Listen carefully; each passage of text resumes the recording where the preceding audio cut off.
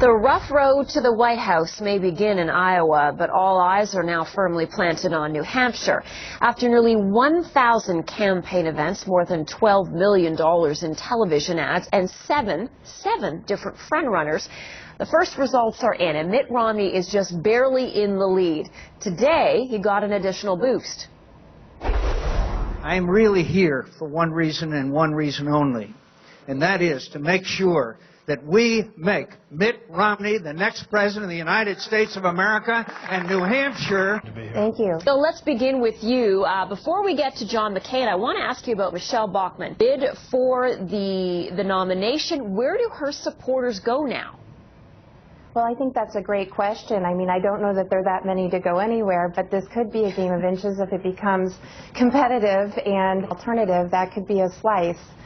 She certainly had a tough go of it. She was never able to win the support of women in her process. Just made a wise decision today.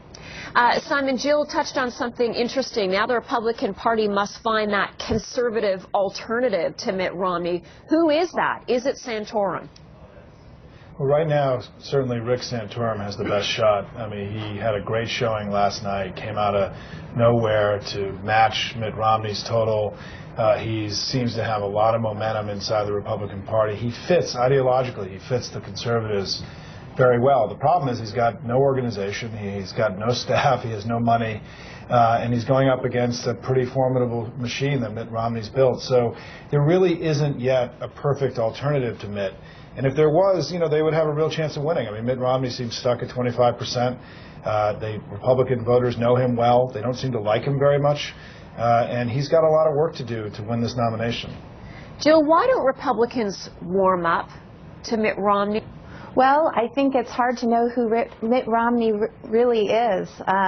He's changed so many of his positions, but whether it be his mind, whether it's the health care plan that he supported, whether it's positions on marriage, positions on choice, positions on climate, Mitt Romney has changed his mind, and I'm not really sure with the results here of the Iowa caucus. He may have won, but he won with 8 votes.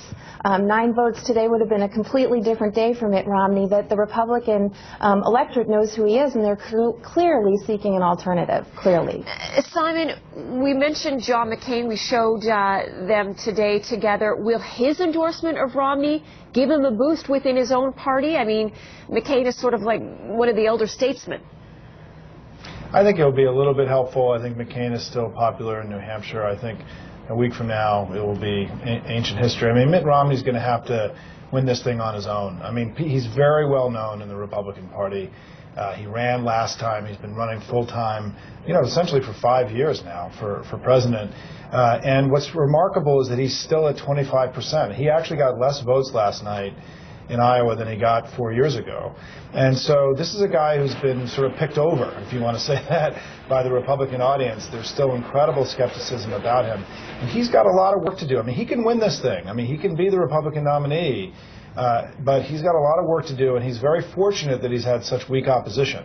Hazed. He's going to be right there in the state, next to the state where he governed. I think that the Republicans who are still in the race are going to go after him, and maybe even third-party groups, for him having changed his position so many times, and he's going to have to do a lot of explaining. You know, really the expectations are high for him. He's been anywhere from 20 to 30 points ahead. And we could have a situation where Mitt Romney comes out of New Hampshire, the winner, but badly bloodied and not with a very big margin. And that would, frankly, would be a bad thing for his campaign. You're looking to build momentum through this process. I don't think he got it out of Iowa. He may not get it out of New Hampshire. And finally, as he looks to moderate himself, to be attractive to independent voters, that electorate is much more independent, less evangelical, as we saw in Iowa. They're going to be heading south. And what happens in New Hampshire could set up really bad election days for Mitt Romney in South Carolina and Florida. So I think that there'll be a lot happening in New Hampshire, and it will also set the frame for the contests to follow. Simon, if there were to be another casualty following New Hampshire, who do you think it might be? Will it be Rick Perry? I think everyone's a little shocked that Rick Perry made the decision to stay in the race today. I mean, he's been dead man walking for some time now. He's not been a good candidate. As he's admitted himself, he's flubbed repeatedly in the debates. He seems as sort of the wrong guy at the wrong time in this election. And the question I have is whether or not he's staying in to help Mitt Romney. I mean, there's really going to be, it's going to be interesting to watch about whether or not he's done some deal with the Romney campaign where he's going to spend his time not going after Romney but going after Santorum or Gingrich or some of the other folks to keep the field split. The best thing for Mitt Romney is to be running against 3 or 4 conservatives. The worst for Mitt Romney is if everyone coalesces around one guy. And there were quotes today from Perry's own staff saying they were surprised that he was going ahead. So sort of some intrigue, I think, with Perry. But look, the real story now is, can Santorum become the alternative? Can he consolidate, put together a real serious campaign to take Romney on over the next few months?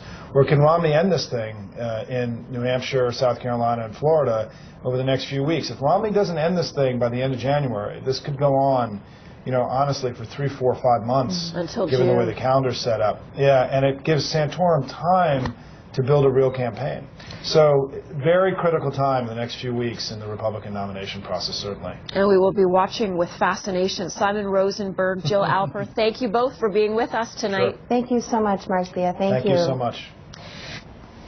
Still to come, battling the post-holiday blues. We'll talk to an expert about how to get back in the swing of things after all the holiday fun. That's coming up next on CTV News Direct.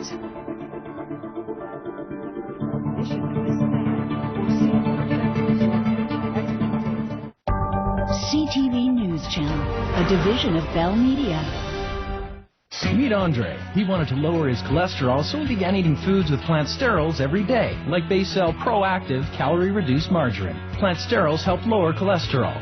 Find out how you can lower your cholesterol, too. Visit basel.ca/proactive.